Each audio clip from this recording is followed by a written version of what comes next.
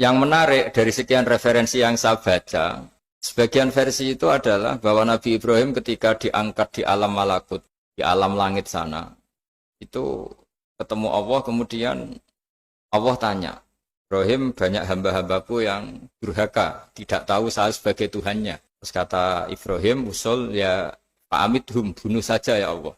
Setelah itu tanya lagi, ada yang zina, ada yang koruptor, ada yang pokoknya dosa-dosa yang buruk sekali. Dan di semua itu Nabi Ibrahim usul mereka hidup di bumi engkau ya Allah, makan rezekimu ya Allah, maka mereka enggak sopan sekali, enggak ngerti engkau. Terus singkat cerita minta itu diadab, siksa. Suatu saat versi referensi ini di kitab Hikam, kalau di kitab saya halaman 15 juz 2, suatu saat Nabi Ibrahim itu diminta sama Allah menyembelih Ismail.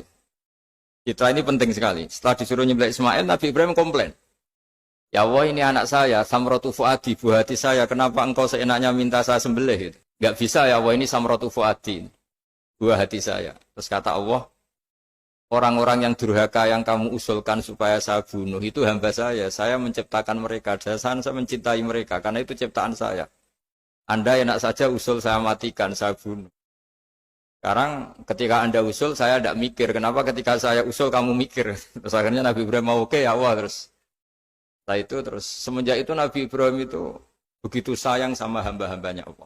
Sehingga dari cerita yang paling masyhur ketika Abu Bakar As-Siddiq begitu lemah lembut sama hamba-hamba Allah yang lain, Nabi Muhammad mensepadankan dalam hal ini sama Nabi Ibrahim, hati kamu sehalus Ibrahim.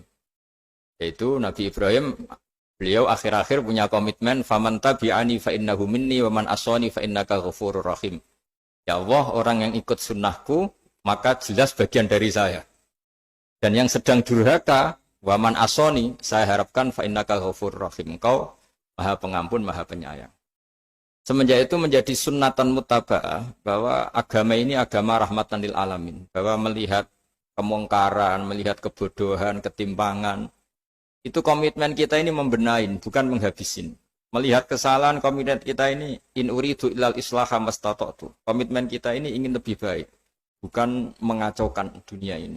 Semenjak itu terus syariat-syariat Islam disebut anit tabi millata Ibrahim Hanifa, bahwa kita mengikuti millahnya Ibrahim.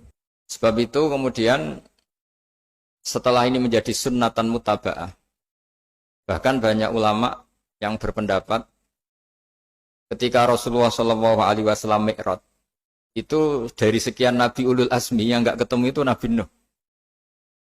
Nabi Nuh alaihissalam, padahal termasuk Nabi Ulul Azmi.